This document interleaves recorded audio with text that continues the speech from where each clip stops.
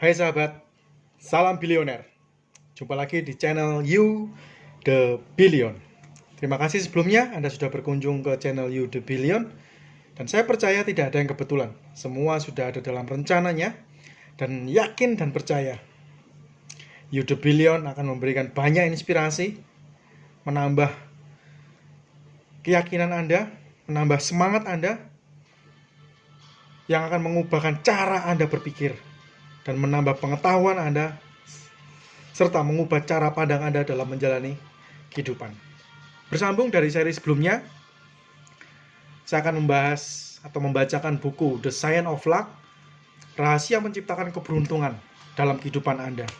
Dan ini kunci terbaik. Ketika Anda melakukannya, saya yakin dan percaya Anda pasti berhasil. Are you ready? Siapkan catatan Anda, alat tulis Anda untuk mencatat hal-hal penting yang membuat Anda melakukan semua apa yang harus Anda lakukan. Keberuntungan adalah puzzle. Tugas Anda adalah menyelesaikannya. Keberuntungan adalah puzzle. Tugas Anda adalah menyelesaikannya. Sebuah potongan puzzle tidak akan berarti tanpa potongan-potongan puzzle lainnya. Demikian juga dengan keberuntungan. Keberuntungan adalah kumpulan dari fakta, persiapan, dan tindakan yang membawa kita menuju tempat yang kita harapkan. Tugas kita adalah mengumpulkan setiap potongan peristiwa, persiapan, dan tindakan sebagai peta menuju keberuntungan. Keberuntungan diambil dari kata luck, yang terdiri atas kata L, leverage, U, urgency, C, connect, dan K, knowledge. Keempat kata ini merupakan potongan-potongan puzzle yang harus Anda pecahkan untuk dapat membuka kunci keberuntungan Anda. Kita bahas satu persatu. Leverage, kerja keras. Tidaklah cukup untuk meraih keberuntungan.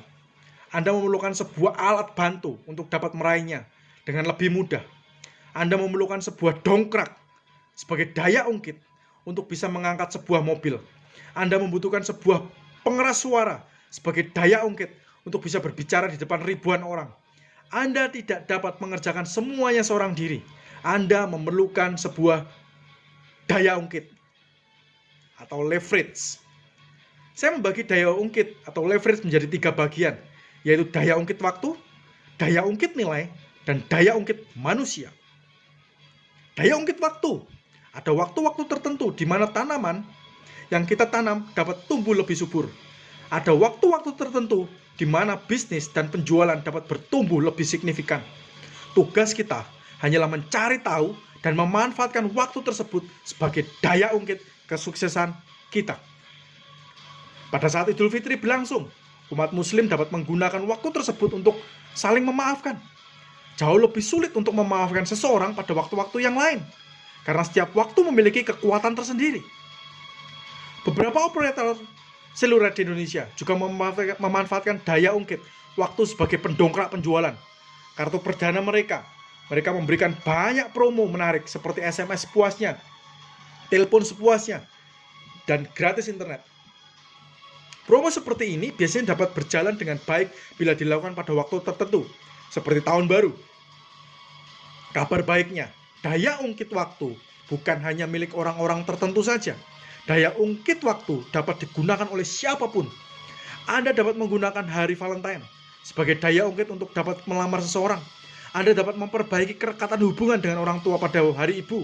Banyak mall besar di Indonesia yang menarik banyak pengunjung dengan memberikan ornamen-ornamen yang mendukung hari raya seperti Imlek, Natal, atau Idul Fitri. Buka kalender Anda sekarang. Persiapkanlah keberuntungan Anda dengan memanfaatkan daya ungkit waktu pada hari-hari tertentu. I like Monday. Untuk dapat memanfaatkan waktu, Anda tidak melulu harus menunggu hari raya tersebut datang. Anda dapat menciptakan hari raya versi Anda sendiri, seperti yang dilakukan oleh Yoris Bastian. Pada saat Yoris Bastian masih menjabat sebagai manajer di Hard Rock Cafe, ia membuat sebuah terobosan yang fenomenal melalui program I Like Monday.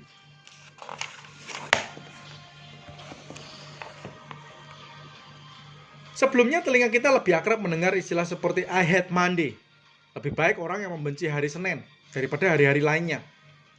Bagi sebagian besar orang, hari Senin identik dengan macet, kerja lembur, deadline, dan segala urusan pekerjaan yang menumpuk. Intinya, tidak ada yang spesial di hari Senin. Tetapi Yoris Bastian berpikir sebaliknya.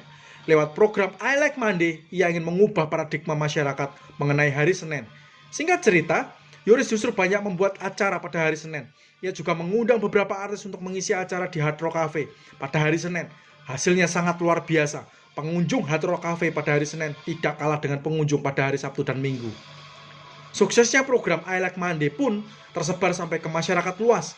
Pada hari Senin, beberapa orang mulai mengupdate status Twitternya dengan kalimat I Like Monday.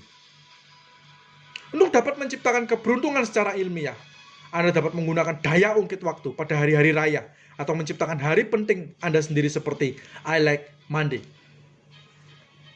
Daya ungkit nilai. Selain waktu, nilai, dan budaya juga memiliki daya ungkit untuk mendongkrak kesuksesan Anda. Lihatlah beberapa orang yang menghabiskan waktunya untuk nongkrong di kafe-kafe yang ada di kota-kota besar di Indonesia. Hal ini mencerminkan nilai dan budaya Indonesia sebagai bangsa timur, yaitu bangsa yang senang bersosialisasi. Itu sebabnya kenapa kafe-kafe justru lebih berkembang di bangsa dan budaya timur daripada bangsa dengan budaya barat. Budaya barat terkenal dengan nilai-nilai individualisme. Pada masyarakatnya, mereka lebih senang melakukan segala sesuatunya seorang diri dan tidak terlalu senang hidup berkelompok. Hal inilah yang menyebabkan lebih banyak kafe yang bertumbuh di bangsa timur. Untuk dapat memanfaatkan daya ungkit dari nilai-nilai yang tertanam di masyarakat Indonesia, para pemilik kafe memberikan sofa dan suasana yang senyaman mungkin untuk para pengunjung. Apabila Anda jeli melihat cerita di atas, Anda akan mengerti bahwa nilai yang dipegang oleh masyarakat bisa menjadi daya ungkit untuk mendongkrak keberuntungan Anda. Cobalah untuk lebih jeli dalam melihat nilai dan budaya suatu daerah sebelum memulai sesuatu. Dari burger menjadi nasi. Siapa yang tidak terkenal dengan restoran cepat saji bernama McDonald's? Restoran cepat saji dari negara Paman Sam ini merupakan restoran yang menyajikan berbagai menu utama. Dan menu utamanya adalah burger. Namun untuk bisa diterima di Indonesia, McDonald's harus menyesuaikan diri dengan nilai dan budaya yang tertanam di Indonesia. Seperti yang kita ketahui sebelumnya, masyarakat Indonesia sulit memakan jenis makanan lain selain nasi. Oleh karena itu, untuk mendongkrak penjualan, McDonald's juga menyediakan nasi sebagai salah satu menu utamanya. Beberapa restoran cepat saji lainnya juga memberikan kolak pisang gratis sebagai promo menu berbuka puasa. Bicara soal nilai dan budaya, saya memiliki sebuah pengalaman yang sangat menarik. Cerita ini saya alami ketika saya sedang makan siang di sebuah restoran di Yogyakarta. Pada saat itu saya memesan segelas teh tawar. Namun beberapa menit kemudian seorang waiter malah mengantarkan segelas teh manis. Saya pun segera melakukan konfirmasi. Maaf mbak, saya tidak pesan teh manis, tapi saya pesan teh tawar. Waiter tersebut pun menjawab, maaf pak, teh tersebut sudah cukup tawar. Kalau teh manis biasanya lebih manis lagi. Wow. Dari pengalaman tersebut saya belajar bahwa setiap daerah memiliki nilai dan budayanya masing-masing. Kebetulan orang-orang di Yogyakarta menyukai makanan dan minuman yang manis. Jadi bagi mereka, teh tawar adalah teh manis yang tidak terlalu manis. Kesimpulannya, apabila Anda ingin membuka restoran di Yogyakarta, tambahkanlah sedikit unsur manis. Tetapi apabila Anda ingin membuka restoran di Padang, tambahkanlah unsur pedas. Perhatikanlah nilai dan budaya di sekitar Anda dan jadikanlah daya ungkit untuk mendongkrak keberuntungan Anda. Daya ungkit manusia.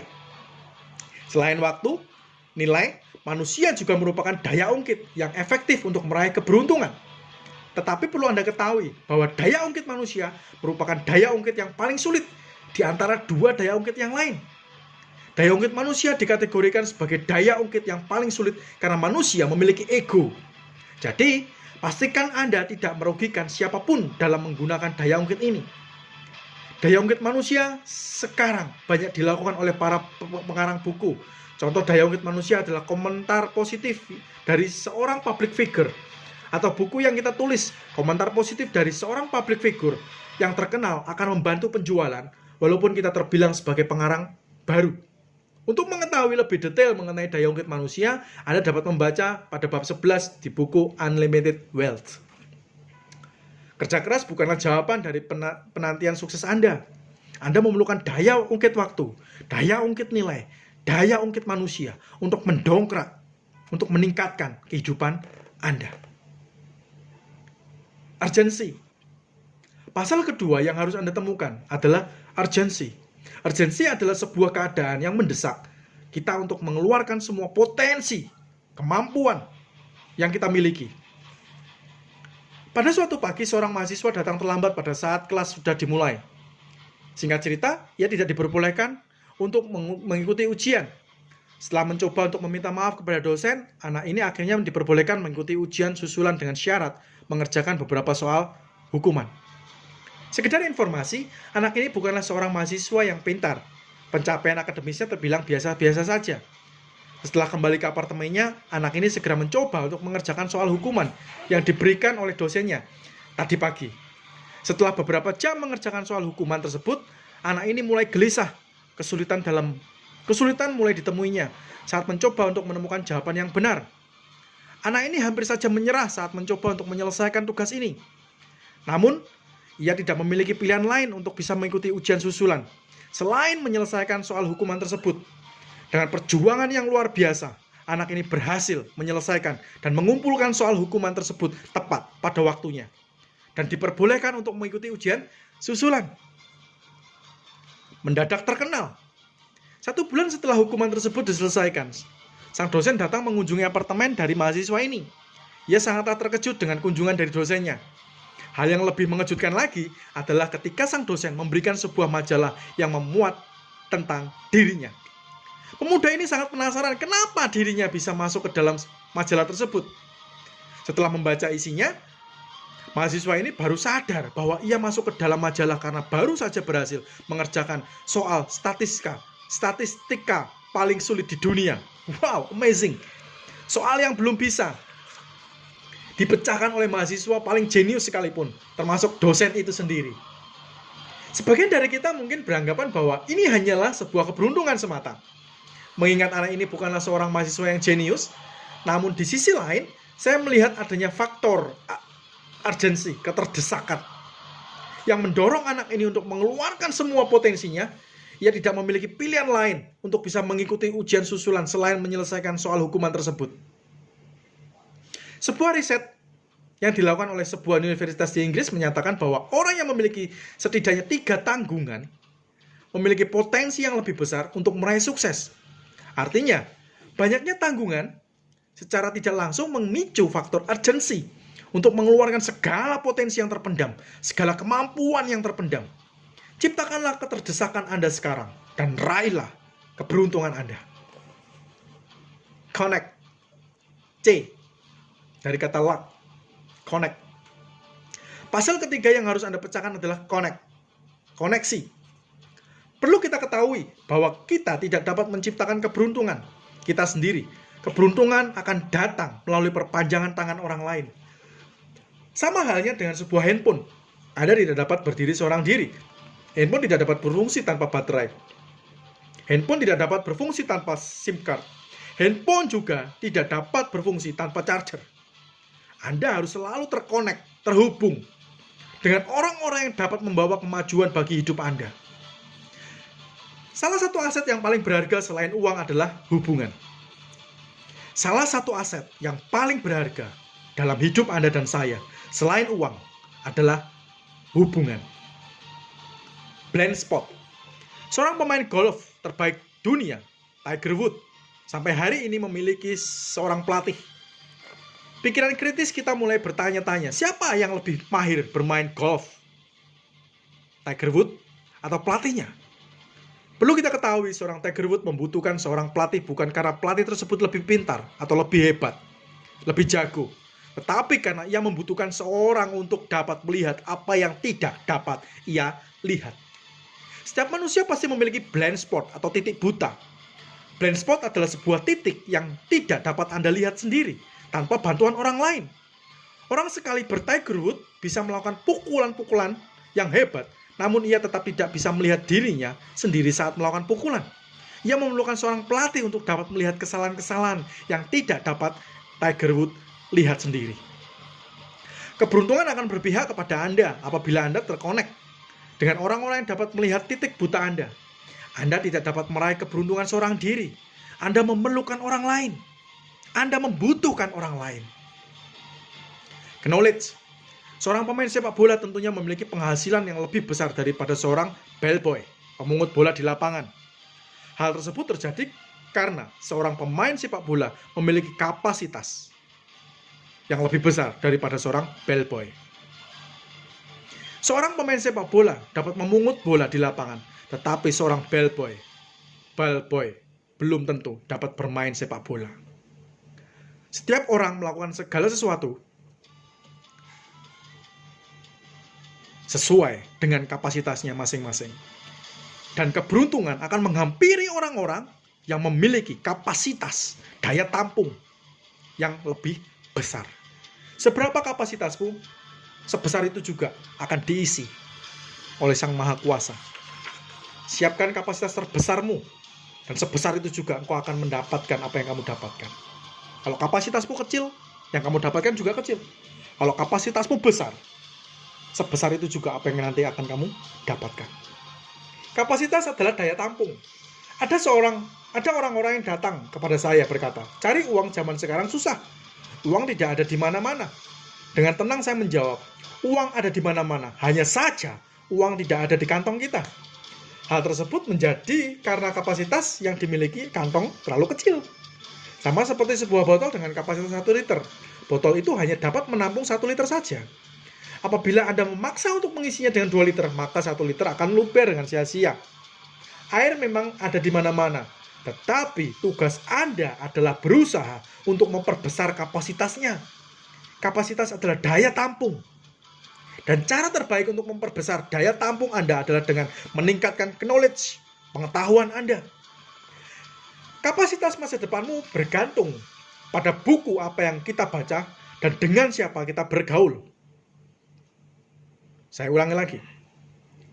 Kapasitas masa depanmu bergantung pada buku apa yang kita baca dan dengan siapa kita bergaul. Jadi lingkungan mempengaruhi masa depan kita.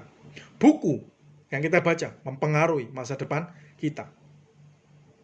Tingkatkan pengetahuan Anda dengan menyisihkan sebagian penghasilan Anda untuk membeli buku-buku yang bermanfaat. Dengan channel You The Billion, Anda bisa mendengarkan dan Anda bisa mempelajarinya. Semua buku-buku bestseller, semua buku-buku yang bermanfaat, pengembangan diri, karakter, kepribadian. You The Billion akan membacakan untuk Anda.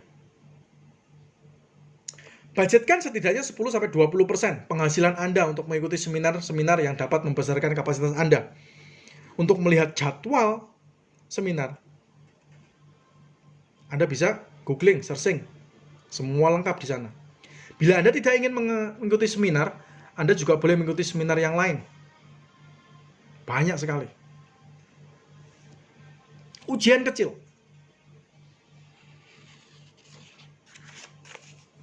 Keberuntungan adalah penemuan antara kesempatan dan persiapan.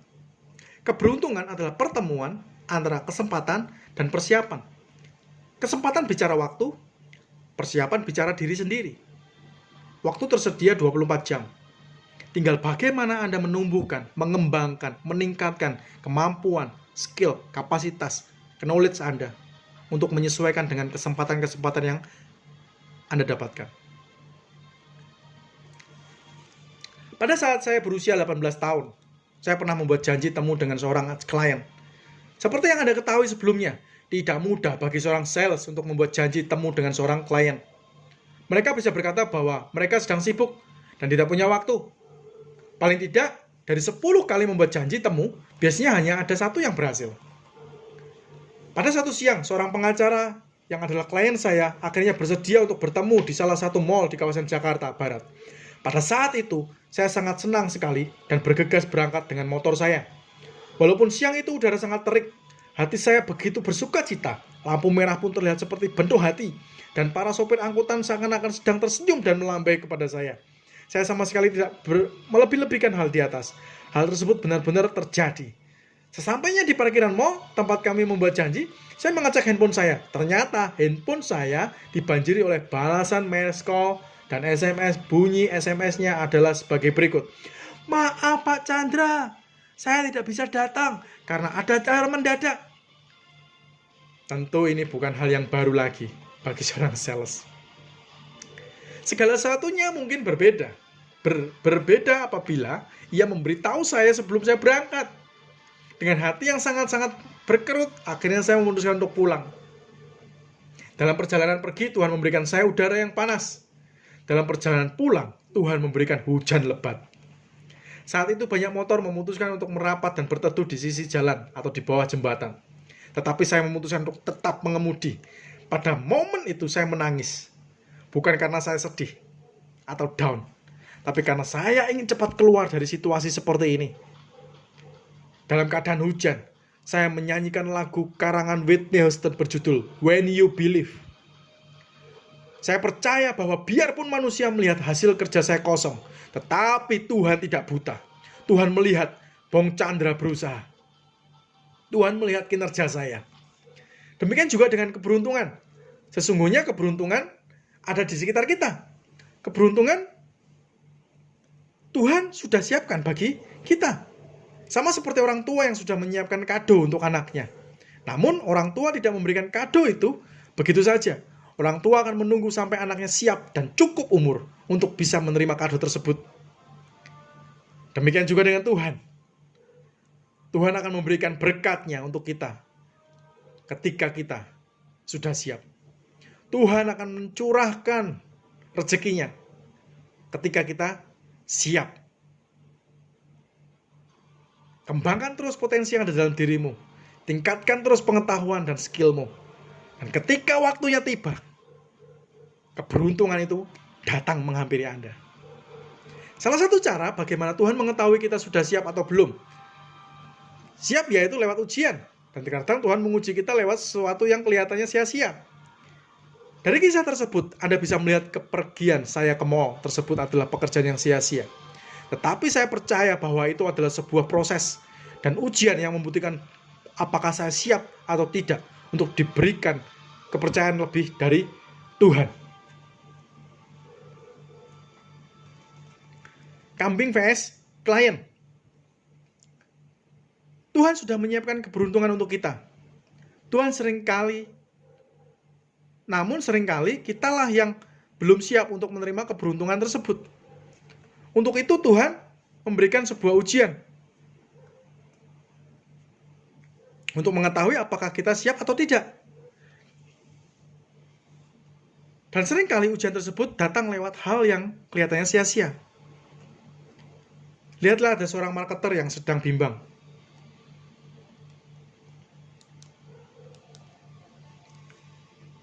Dalam membuat keputusan. Pada tanggal yang sama, ia harus bertemu dengan seorang klien dan menghadiri pesta pernikahan sahabat baiknya sendiri. Pada saat itu, dia mempunyai beberapa pikiran sebagai berikut. Pertama, dari 10 klien yang ia jumpai, paling-paling hanya satu saja yang membeli produk, sementara 9 diantaranya tidak jadi pembeli. Pemikiran kedua, yang ia pertimbangkan adalah bahwa pernikahan sahabat baiknya hanya diadakan 1 kali seumur hidup. Tidak ada pernikahan yang kedua, ketiga, dan seterusnya. Dengan pola pikir pertimbangan seperti ini, ia percaya bahwa apabila ia memutuskan untuk bertemu klien, bisa jadi pertemuannya itu menjadi sia-sia. Bagaimana kalau klien tersebut ternyata termasuk kelompok dari 9 orang yang akan menolak produknya? Singkat cerita, ia memutuskan untuk menghadiri pesta pernikahan sahabatnya. Mengingat di dalam pesta tersebut ada makanan yang paling ia sukai, yaitu sate kambing. Seringkali kita gagal hanya lewat ujian kecil. Jangan pernah mengira bahwa Tuhan memberikan hanya ujian-ujian yang besar.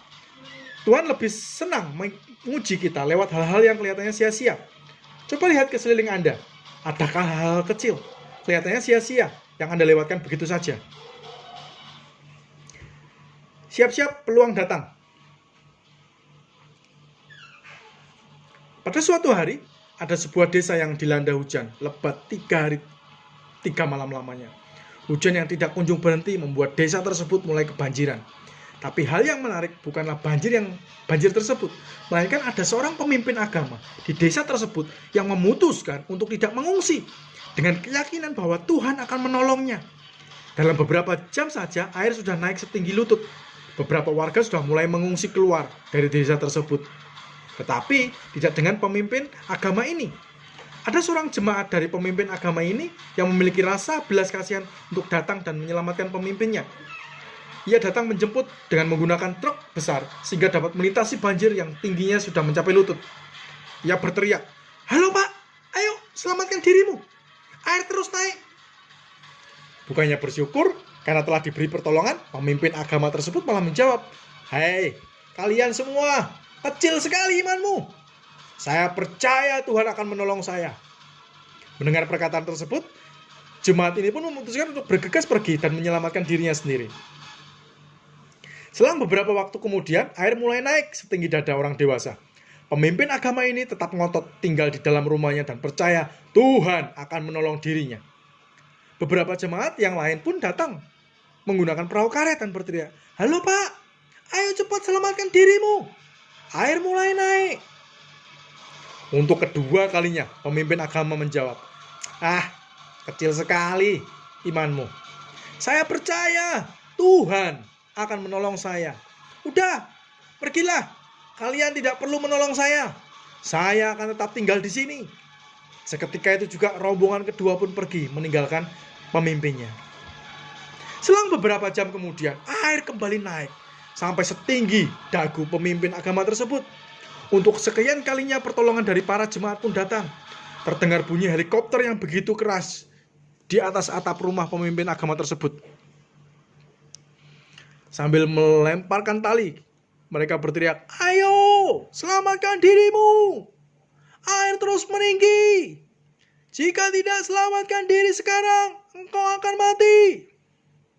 Dengan sangat terbata-bata, pemimpin agama itu menjawab, "Ah, kecil sekali imanmu. Kalian tenang saja. Tuhan akan menolong saya. Jangan pedulikan saya. Udah pergi sana." Malangnya, air banjir terus meluap dan menewaskan pemimpin agama tersebut. Setelah kejadian itu, sampailah pemimpin agama tersebut di surga. Pemimpin agama pun bertanya kepada Tuhan, "Mengapa engkau tidak menyelamatkan aku?" "Loh, bukankah engkau berkata bahwa orang yang beriman akan engkau selamatkan?" Kemudian Tuhan melakukan konfirmasi kepada para malaikat. Tuhan pun bertanya kepada para malaikat, "Apakah kalian sudah menolong dia?" Malaikat menjawab, "Ya, kami sudah menolongnya sebanyak 3 kali. Pertama, kami menolongnya lewat seorang jemaat yang mengendarai sebuah truk besar. Kedua, kami menolongnya lewat seorang jemaat yang menggunakan perahu karet. Dan yang ketiga, kami menolong lewat seorang jemaat yang menaiki helikopter." Leaders, nilai moral yang ingin saya sampaikan lewat kisah tersebut adalah bahwa pertolongan dan keberuntungan dari Tuhan selalu ada di mana-mana. Tetapi jangan mengharapkan keberuntungan jatuh dari langit. Tuhan akan mengirimkan keberuntungan melalui perpanjangan tangan manusia. Tidak mungkin Tuhan mengirimkan Anda keberuntungan lewat angin atau bahkan tumbuhan. Coba lihat beberapa banyak peluang yang Anda buang begitu saja lewat kerabat, saudara Anda. Anda mengatakan itu terlalu berisiko. Tunggu saja. Selesai kuliah, saya pindah ke Jakarta. Tunggu hingga saya punya modal. Tunggu, dan lain sebagainya. Banyak alasan ini itu. Begitu banyak peluang yang sudah Anda buang hanya karena Anda tidak siap untuk mengambil peluang tersebut. Bagi saya, peluang itu sama seperti sebuah mobil dengan kecepatan 100 km per jam. Apabila Anda mempertimbangkannya selama 1 jam, maka peluang tersebut sudah berada 100 km jauhnya di belakang Anda. Saya mau punya bank. Kisah tersebut adalah kisah nyata yang saya ambil dari seorang maestro bisnis di Indonesia. Ia lahir dari sebuah kota yang tidak terlalu besar di Jawa Timur. Pemuda berusia 20 tahun ini memiliki impian untuk mempunyai sebuah bank. Ia pun menyampaikan impiannya kepada hampir semua orang di kota kecil tersebut. Ia pun menyampaikan impiannya kepada ayahnya menyampaikannya impiannya kepada ibunya, menyampaikan impiannya kepada saudara-saudaranya yang lain, teman-temannya, bahwa ia ingin mempunyai sebuah bank. Orang-orang kemudian mulai mentertawakan impian pemuda ini. Mereka merasa bahwa impian itu terlalu muluk-muluk untuk seorang pemuda yang tinggal di kota kecil. Bahkan orang tuanya sendiri pun mengatakan kepadanya, "Sudahlah, kamu jangan mimpi terlalu tinggi. Kamu harus realistis. Untuk mempunyai sebuah bank, kamu perlu modal yang sangat besar." Singkat cerita, pemuda ini pun memutuskan untuk bekerja di Jakarta. Di Jakarta, pemuda ini bekerja di sebuah bank. Dan ia berkata, "Saya pasti punya bank." Ia bekerja sebagai seorang staf biasa dalam sebuah bank tersebut. Seperti kebiasaan yang dilakukan di kampung halamannya, ia juga mengatakan kepada teman-teman sekantornya bahwa ia ingin sekali mempunyai sebuah bank. Teman-temannya pun menertawakannya, menyepelekan cenderung. Ia juga berkata hampir ke seluruh orang yang ada di kantor tersebut, "Bank, saya mau punya. Bank, pasti saya punya. Bank, pasti saya miliki." Dan pemuda ini mengatakan hampir ke semua orang yang ada di kantor bank tersebut. Resepsionis, satpam, bahkan kepada atasannya sendiri pun dia berani mengatakan bahwa saya akan punya bank sendiri. Suatu ketika bank tempat ia bekerja mengalami masalah dan kerugian yang besar.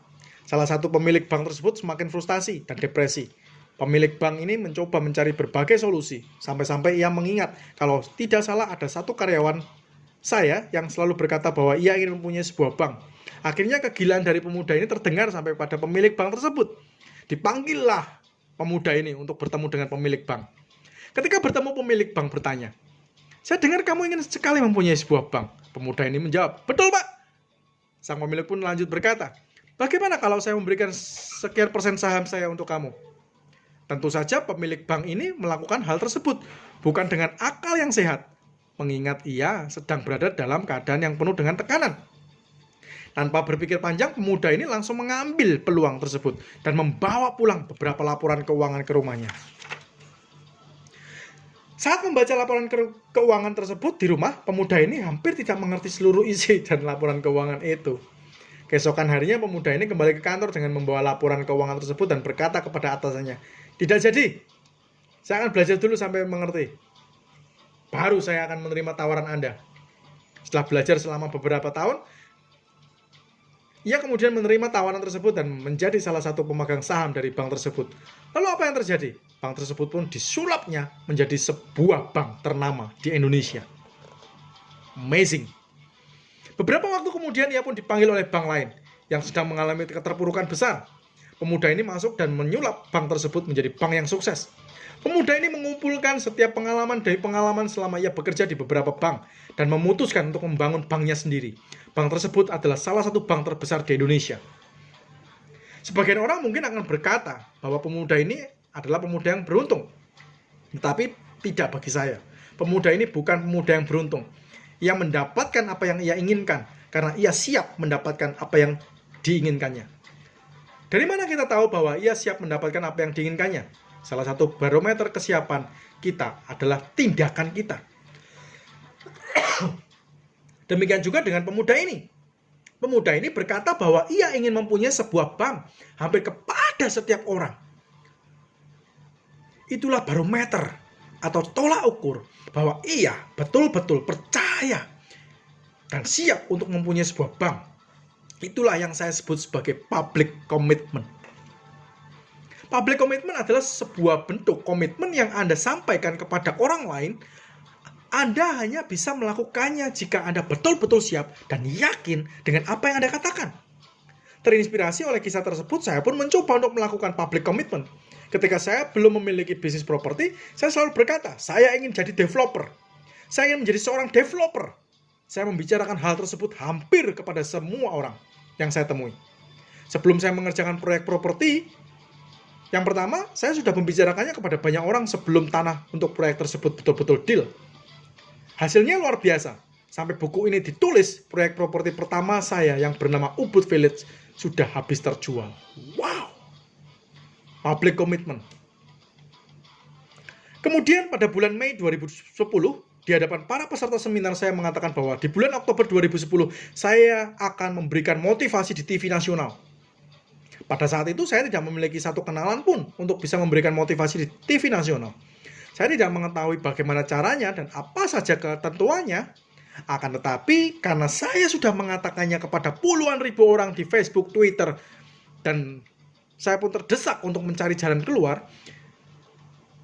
Akhirnya pada pertengahan bulan Oktober 2010 hingga Januari 2011 saya dapat memberikan motivasi setiap hari Senin di TV nasional, yaitu TV One. Barometer dari kesiapan Anda untuk mendapatkan keberuntungan diukur dari seberapa siap Anda melakukan public commitment. Katakanlah impian Anda kepada banyak orang. Jangan takut apabila orang-orang mengatakan bahwa mimpi Anda sangat tidak masuk akal, karena lebih baik memiliki mimpi yang tidak masuk akal dengan rencana yang masuk akal daripada memiliki mimpi yang masuk akal dengan rencana yang tidak masuk akal. Wow. Kesiapan kita dalam memperoleh keberuntungan bukan hanya dari keyakinan atau perkataan kita saja, tetapi dari bahasa tubuh kita. Karena bahasa tubuh kita merefleksikan seberapa besar keyakinan dan kesiapan kita untuk memperoleh keberuntungan tersebut. Saya hampir tidak pernah bertemu dengan orang yang beruntung dengan kebiasaan mengeluh setiap hari, bersungut-sungut setiap hari, ngedumel, ngomel setiap hari. Orang yang beruntung selalu bersyukur. Orang beruntung selalu menaikkan syukur. Orang beruntung selalu optimis. Sangat berbeda, bukan? Orang-orang yang suka mengeluh sering menghela nafasnya seperti Saya hampir tidak pernah menemukan orang dengan peruntungan yang baik dengan kebiasaan menghela nafas. Tentu saja itu adalah hal yang lumrah bila kita melakukan saat kita merasa capek atau sedang berada dalam masalah. Namun, berusahalah untuk tidak menghela nafas dalam kondisi terberat sekalipun. Ingat bahwa keberuntungan akan datang begitu kita siap. Dan kesiapan kita diukur dari setiap perkataan dan bahasa tubuh kita. Hadiah ulang tahun. Tanggal 25 Oktober 2010 adalah hari ulang tahun saya yang ke-23. Saya pun mengharapkan hadiah yang terbaik di hari ulang tahun saya. Kebetulan hari ulang tahun saya bertepatan dengan jadwal syuting saya di salah satu stasiun nasional. Pada saat itu kurang lebih pukul 10 pagi. Ketika 5 detik lagi saya akan perform untuk tampil live di layar televisi, hitungan mundur pun dimulai. 5, 4, 3. Begitu terdengar kata 3, stasiun televisi tersebut harus mengalihkan tayangannya karena untuk meliput Gunung Merapi yang meletus di Yogyakarta. Karena TV ini merupakan TV News. Maka tentunya mereka harus lebih mengutamakan berita. Pada saat itu juga wajah saya berubah menjadi Gunung Merapi. Setelah tayangan Gunung Merapi selesai, produser pun berkata kepada saya, "Pak Bong, Anda harus mengganti topik Anda hari ini."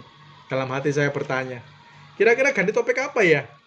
Produser pun lanjut berbicara, ganti topik yang berhubungan dengan Gunung Merapi. Belum sempat berpikir, tiba-tiba hitungan mundur pun dimulai lagi. Baik, siap-siap. 5, 4, 3, 2, 1. Coba Anda bayangkan bagaimana caranya saya mendapatkan topik baru hanya dalam hitungan 5 detik. Biasanya saya mempersiapkan topik dalam waktu seminggu, tapi sekarang saya harus menemukan topik baru dalam 5 detik. Singkat cerita, saya pun melewati hari ulang tahun saya dengan peristiwa Gunung Merapi. Pada saat itu, saya mempunyai hak untuk menghela nafas saya.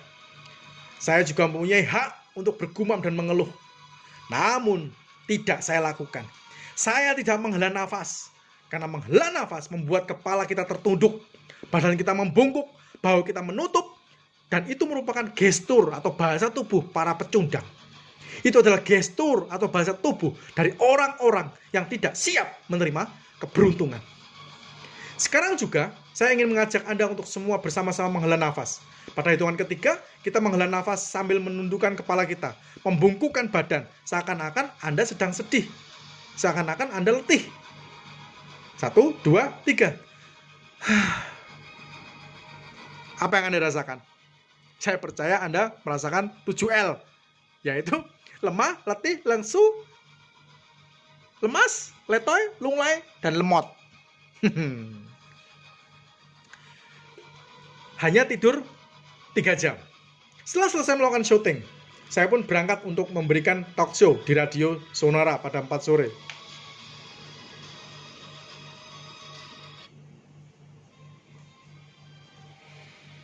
Selesai memberikan talk show di Radio Sonora, saya kembali ke City Walk untuk makan malam.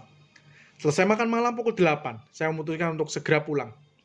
Pada saat itu, estimasi saya untuk bisa sampai di rumah adalah 1 jam 30 menit. Namun, tebak apa yang terjadi?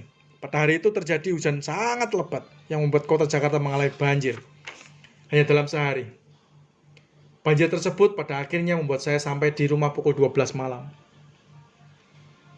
Bukan hanya itu, dalam perjalanan pulang, bensin mobil saya yang hampir habis.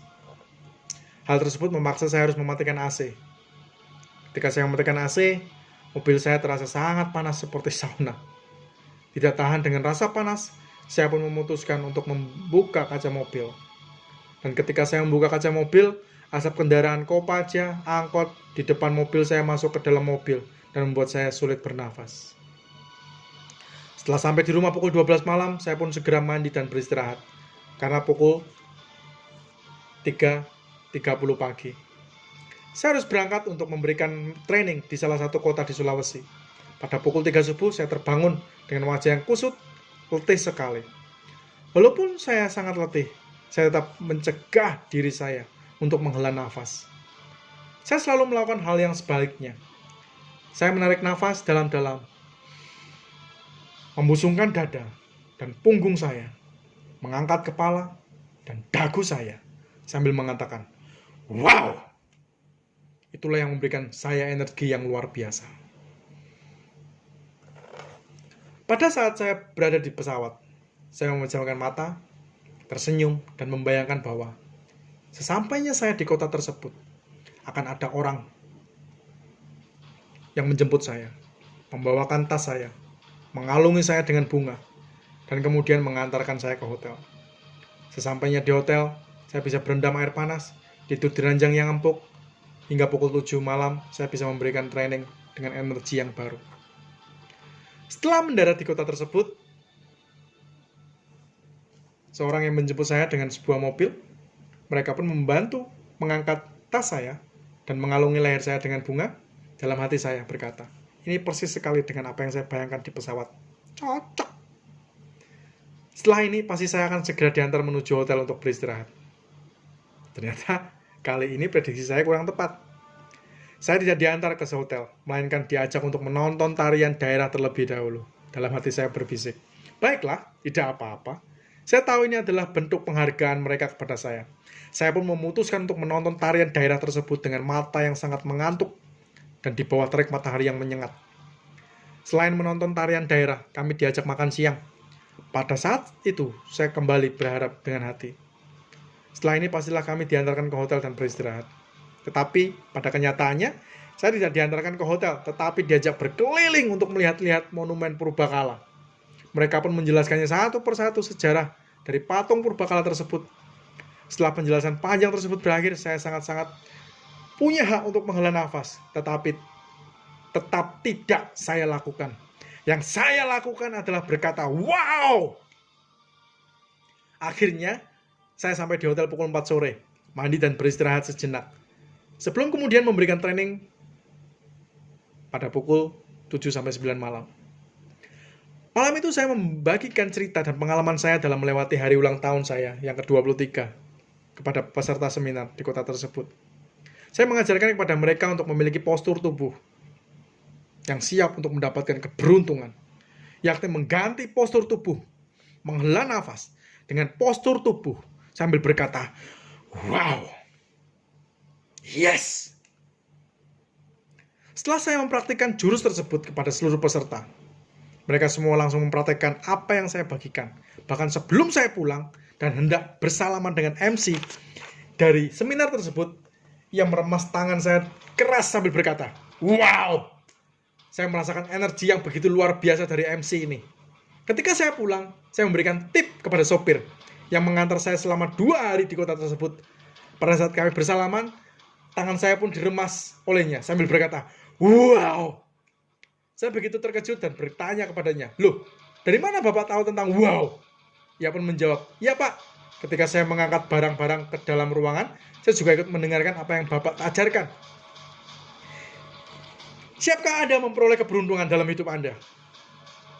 Bila Anda siap, ubah gestur Anda, ubah kata-kata Anda, dan mari bersama lakukan dengan saya. Tersenyumlah dan katakan, "Yes! Wow!" Dan keberuntungan pasti datang menghampiri dalam kehidupan Anda. Selamat pagi, sukses buat Anda semua. Jangan lupa subscribe dan pencet loncengnya untuk Anda terus mengikuti seri pembacaan buku The Science of Luck. Dan Anda akan menemukan rahasia-rahasia kunci keberuntungan-keberuntungan dalam kehidupan Anda. Dan saya percaya Anda adalah bilion-bilion yang beruntung, yang sudah diciptakan Tuhan Yang Maha Esa untuk hadir di dunia ini, untuk menjadi berkat, untuk menjadi inspirasi bagi banyak orang.